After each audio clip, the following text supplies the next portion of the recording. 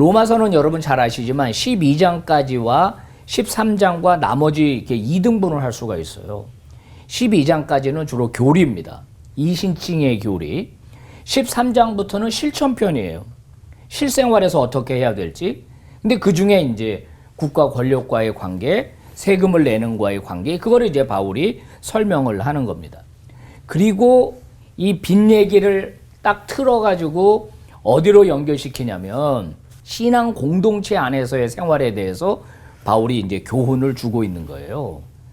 근데 십계명 중에 이웃 사랑에 관련된 부분들을 바울이 이 본문 뒤에서 열거하거든요. 이웃을 사랑할 때 중요한 게 뭐냐 그러면서 먼저 소극적인 거, 도둑질하지 말아라. 도둑질은 뭐죠? 이웃에 있는 물건을 가지고 오는 거니까 이건 이웃 사랑의 반대인 거예요. 그 다음에 다른 사람의 소유를 탐내는 거, 이것도 이웃 사랑을 못하게 만드는 거니까 이거 이제 하지 마라 이렇게 이야기를 합니다. 사람과 사람과의 관계가 진실해야 되는데 거짓말을 하는 거, 이건 가면을 쓰는 거잖아요. 그러니까 그렇게 하는 것은 이웃 사랑이 아니다 이렇게 이제 말하는 겁니다. 그러면서 신앙 공동체 안에서 중요한 건 뭐냐, 사랑의 빚을 서로 많이 지고 많이 베풀어야 된다 이야기를 하는 거예요. 사랑은요, 주는 사람이 있고 받는 사람이 있잖아요. 그러니까 줄 때 좋은 마음으로 주는데 받는 사람이 안 받으면 안 되는 거예요. 그러니까 받기도 잘 받아야 돼. 그 다음에 내가 받았으니까 나도 갚아야지.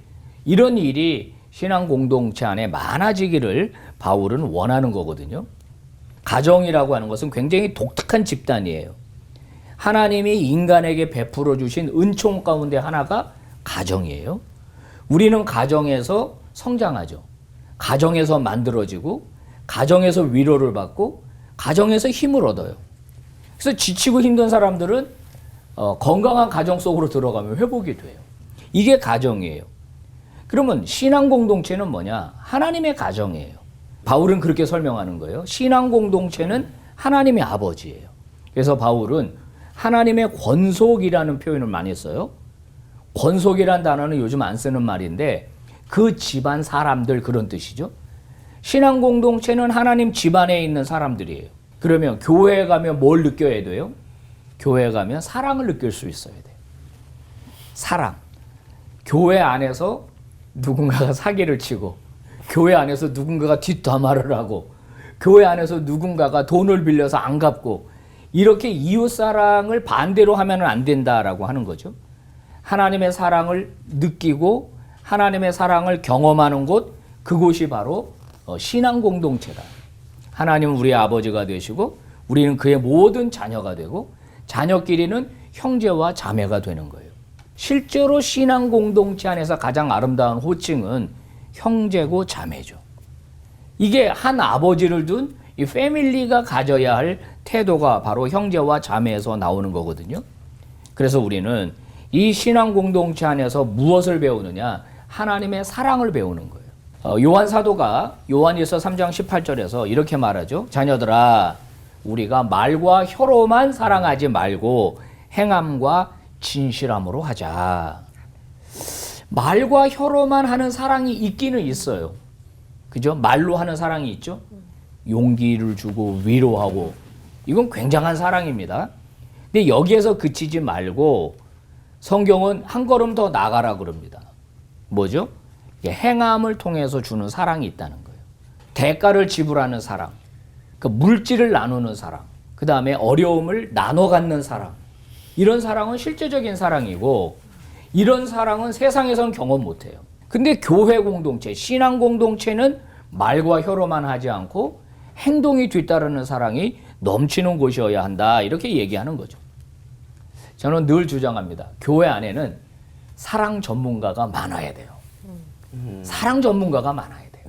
그래서 남성교회에 가도 사랑이 넘쳐야 되고 여성교회에 가도 사랑이 넘쳐야 돼요. 이 사람을 만나도 사랑이 넘쳐야 되고 저 사람을 만나도 사랑이 넘쳐야 돼요. 그게 신앙 공동체예요.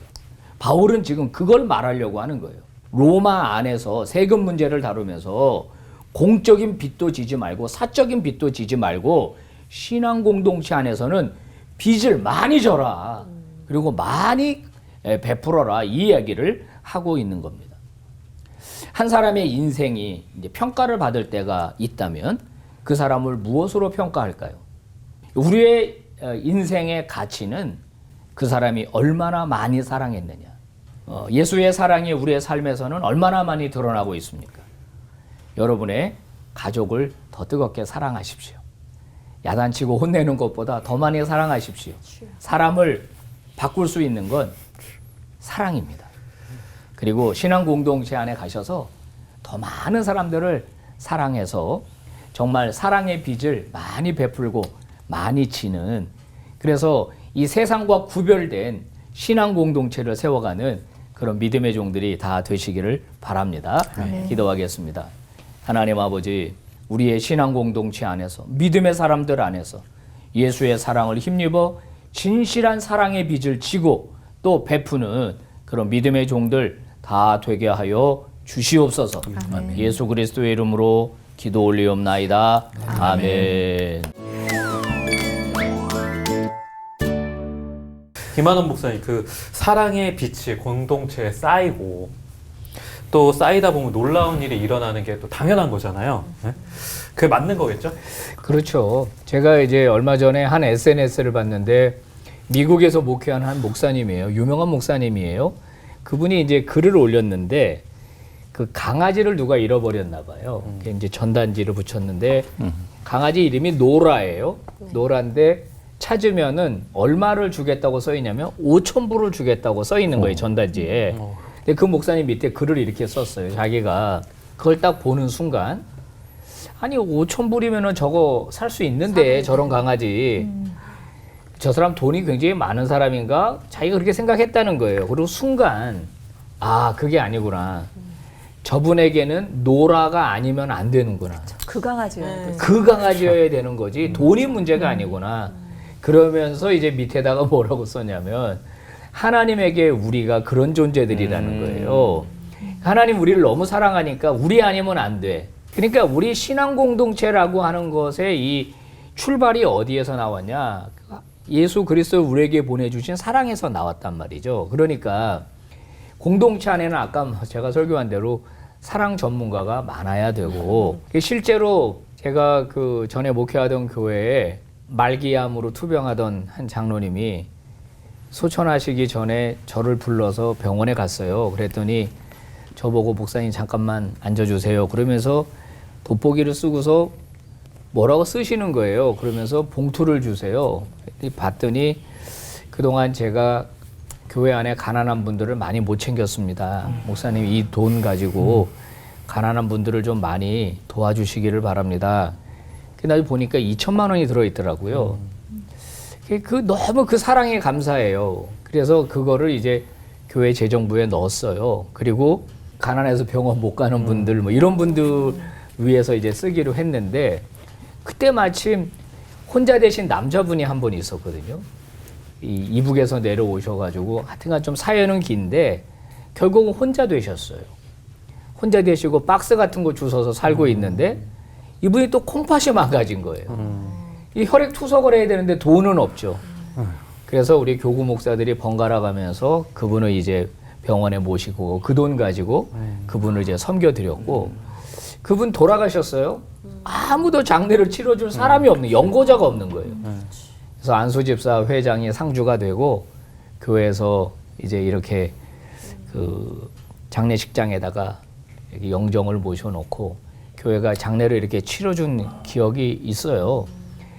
그러니까 이런 일들이 교회 안에서 좀 많아져야 되는 거 아닌가 이런 생각을 해보면서, 사랑의 빚이 많이 쌓일수록 신앙 공동체는 더 예수 공동체와 가까워진다.